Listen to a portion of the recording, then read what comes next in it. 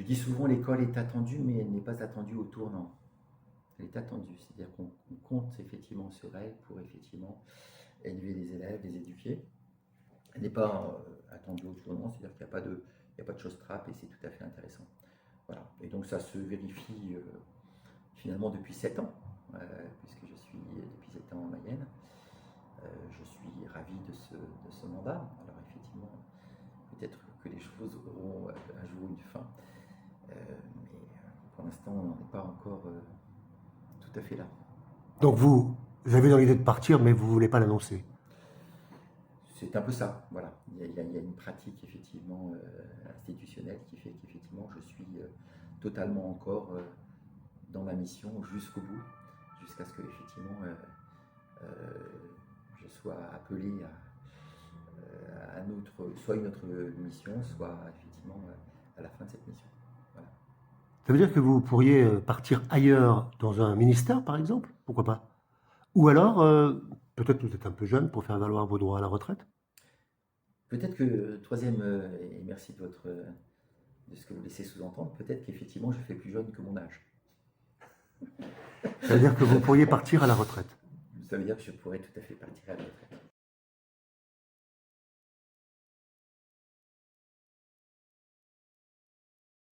En fumage, etc., c'est pas un terme que je reprendrai. Et je distinguerais bien ce qui est de l'ordre de la décision et des pistes. Quand vous évoquez effectivement l'uniforme, c'est une piste. Une piste, et encore une fois, on voit bien que notre ministre, il n'est pas d'ailleurs, il l'a dit assez clairement, il n'y est pas nécessairement favorable. En revanche, la BAYA, c'est clairement une décision. Alors, je distingue bien donc ce qui est encore une fois des pistes, on va dire une participation au débat public sur qu'est-ce qui fait qu'on va respecter le principe de la laïcité avec une sorte de gommage de différence. Ça, c'est la problématique essentielle finalement. En gros, c'est ça. Et donc, effectivement, on pourrait penser qu'à un moment, la discrimination à cause d'un accoutrement un peu spécifique pourrait trouver réponse avec une négation et puis la définition d'un accoutrement unique. Et moi, je crois que il me semble que ça mérite, encore une fois, d'être posé. En soi, je pense pas, je ne reprendrai pas cette expression d'enfumage. En revanche, la BAYA, c'est tout autre chose. C'est-à-dire que c'est tout un process. Hein. Je vous rappelle la loi de 2004 qui faisait qu'effectivement l'obligation de neutralité des, de l'école, des services publics pour les agents, et une nécessité pour les usagers dans le cadre scolaire de ne pas être ostensiblement religieux.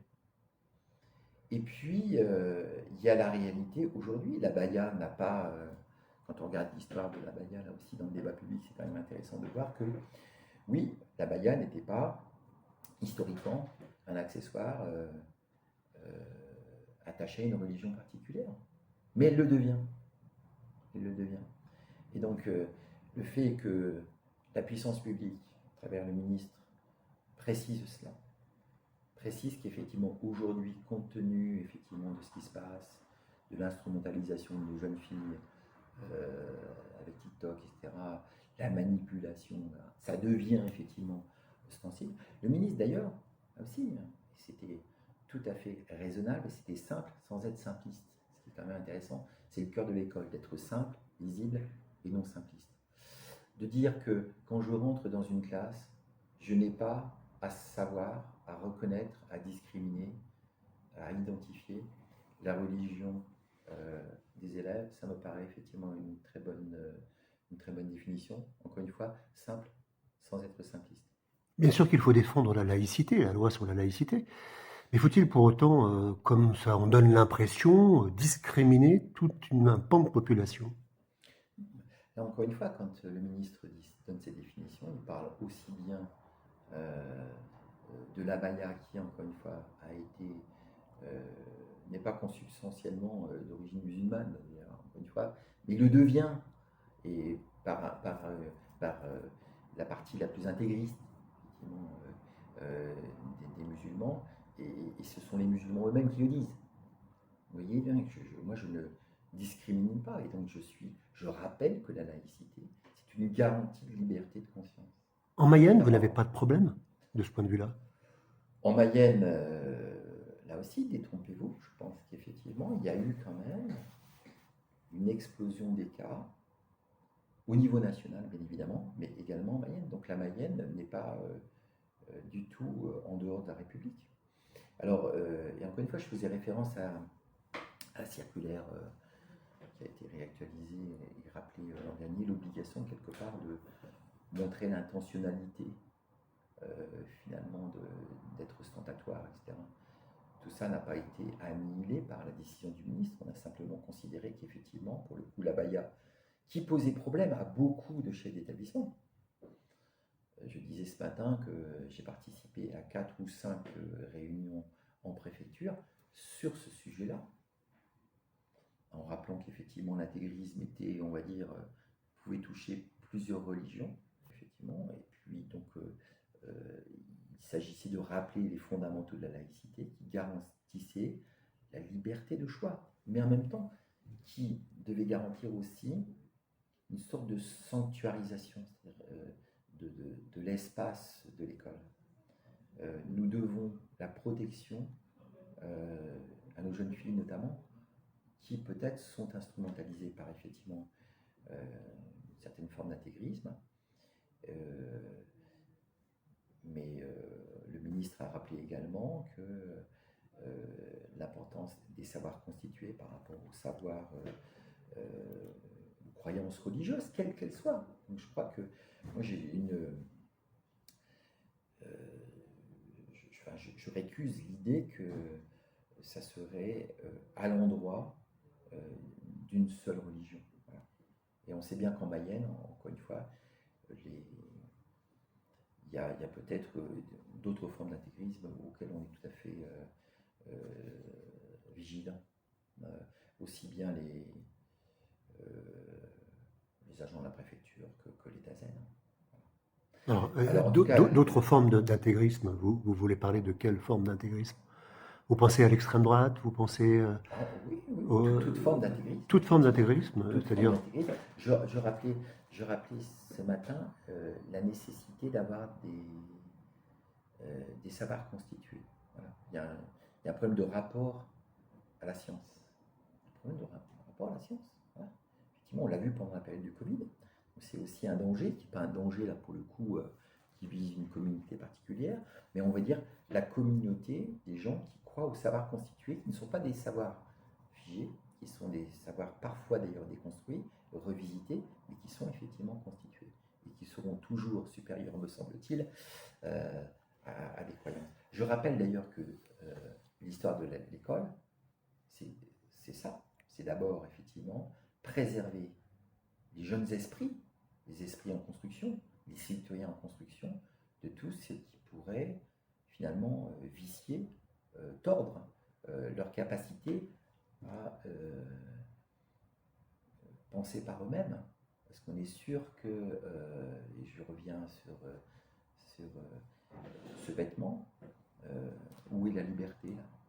Où est la liberté? Donc nous devons vérifier effectivement cette capacité de liberté de choix, et la liberté de choix souvent elle était niée, donc c'était à la fois un symbole d'une supériorité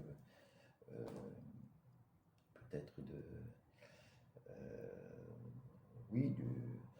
la masculinité que ne portent pas les valeurs de la République. On travaille sur l'égalité effectivement filles-garçons, et en même temps on travaille sur les fondamentaux de la laïcité, et on tient compte des forces néfastes à la République. Il ne s'agirait pas, encore une fois, que la laïcité soit naïve, la défense de la laïcité soit naïve. Je pense que je suis tout sauf naïf. Voilà. Et je disais simplement que hier, pour le coup, j'étais à la demande du ministre, et c'est tout à fait intéressant de voir comment ça a été perçu. On nous a demandé d'être effectivement à côté des équipes, justement, pour parler aux élèves. J'ai rappelé, là pour le coup, j'ai stigmatisé personne. J'ai rappelé ce qu'était effectivement l'école, quelle était sa raison sociale. arriver à être sanctuarisé, mais non pas fermé. Mais on doit être sanctuarisé par effectivement le respect que l'on doit d'ailleurs à ces savoirs constitués, les professeurs, les chefs d'établissement. Et puis sanctuarisé aussi par des habitus, des modalités et des présentations. Et je me suis montré en exemple, non pas que je sois exemplaire, mais effectivement, que je me présentais malgré le temps en cravate, en costume, eu égard à l'institution que je représentais et eu égard également au respect que je devais à mes interlocuteurs. Il y avait des parents d'élèves qui ont, je crois, adhéré au discours, qui ont bien compris, et les profs ont apprécié aussi la clarté du discours qui n'était absolument pas stigmatisant.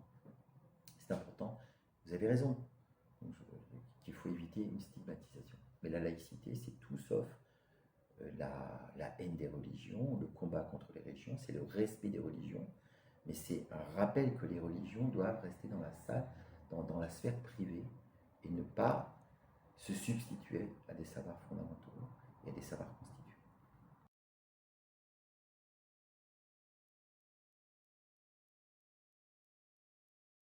Mais de la part du ministre Gabriel Attal, est-ce que c'est pas un moyen d'occulter les problèmes de l'école qui sont des vrais problèmes? Des profs qui sont absents, des difficultés de recrutement, un désintérêt pour la profession, tout ça, ça compte? Tout ça, ça compte, effectivement. Mais encore une fois, il y avait une demande sociale, une demande des chefs d'établissement de clarification. Donc, non, moi, aucun sujet n'a été occulté par le ministre. Je vous renvoie à la pertinence, encore une fois, du discours qui a été tenu et des priorités du ministre qui ont été rappelées, hein, la réussite pour tous, le bien-être, voilà, l'importance du sport, d'un corps sain, d'un esprit sain dans un corps sain. Enfin, je pense que tout ça, ça a été balayé, effectivement, fortement, traité par le ministre. Donc, on n'a pas du tout, on ne peut pas réduire, encore une fois, le discours et les écrits du ministre sur la seule problématique de l'abaya. Et médiatiquement parlant, ça a été une reprise énorme. On n'a repris que ça. Alors les médias, vous en êtes un, participent parfois d'un effet effectivement grossissant qui peut être réducteur. C'est pour ça que dans les savoirs constitués, il y a aussi l'éducation aux médias.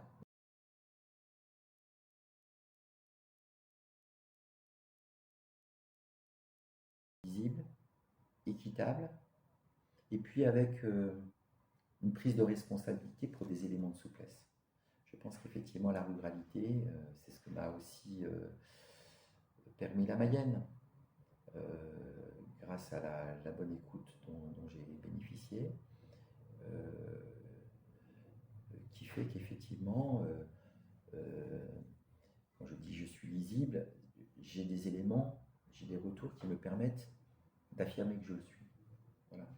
Et quand je dis ça, je ne suis pas ni flagorneur, ni autosuffisant. C'est-à-dire que je sais, je le sais. Je le sais qu'effectivement, les éléments d'ajustement, certains étaient prévisibles. Hein. Je pense à l'ouverture de l'école de Théval. Monsieur le maire était déjà plus ou moins informé de la possibilité effectivement d'une remontée d'effectifs et d'une concrétisation à la rentrée. Je pense à l'école de Bernier, là aussi, où on savait qu'il y avait une école privée qui fermait. Madame la maire était au courant aussi que nous serions au rendez-vous. Et j'avais bien senti que j'avais été cru à l'époque. Merci d'avoir cru la parole de l'État. C'est important aussi que la parole de l'État soit crue. C'est rassérénant pour l'ensemble des autres personnages publics, acteurs publics. Et puis il y avait des choses peut-être plus inattendues, mais qui correspondent à des choses avérées. Quand effectivement à Château-Gontier-sur-Mayenne, on a 25 élèves de plus, c'est normal que le DAZEN ne reste pas inactif. Voilà. Donc je pense que, vous voyez, donc oui, lisibilité, équité et sens des responsabilités avec une confiance partagée par les autres acteurs publics, pour qui, encore une fois, les choses étaient entendues et normales. Voilà. Donc ça, c'était quand même intéressant. je mesure que c'est un petit luxe. Il n'y a pas effectivement, c'est des choses qui se sont construites avec le temps, grâce à cette capacité qu'a le territoire à considérer l'intérêt personnel comme un concept à faire vivre. C'est un peu comme la démocratie, hein, qui ne s'use que si l'on ne s'en use pas véritablement. Eh bien là, c'est un peu pareil. C'est-à-dire que cette confiance, elle s'alimente, et il n'y a pas le grand matin de l'équité, il y a les petits gestes qui effectivement, au long cours, travaillent pour l'équité et la souplesse et la prise en compte, encore une fois, de la parole donnée. Qu'est-ce que vous retiendrez de cette année passée en Mayenne? Bah, oui, un sentiment d'avoir euh, connu quelque chose que je ne connaissais pas, hein. Effectivement, j'étais plutôt un urbain, je suis encore d'ailleurs, j'ai passé de temps dans l'urbanité, parfois l'hyper-urbanité, dans une métropole à Montpellier, comme Marseille, etc., la Seine-Saint-Denis, effectivement, l'hyper-urbanité. Donc j'ai découvert des choses, hein. Vous savez, je suis plutôt sur le concept, quand on apprend dans les deux sens, hein. Je ne suis pas le donneur, hein, c'est à la fois le learning et le teaching anglais, hein. Donc j'ai beaucoup appris de ce territoire. Je me suis nourri de qualité de ces cadres à travailler bien avec les élus, et la qualité des élus à bien travailler aussi avec l'État. Ça, je pense que c'est important. Et c'est ce que je mesure comme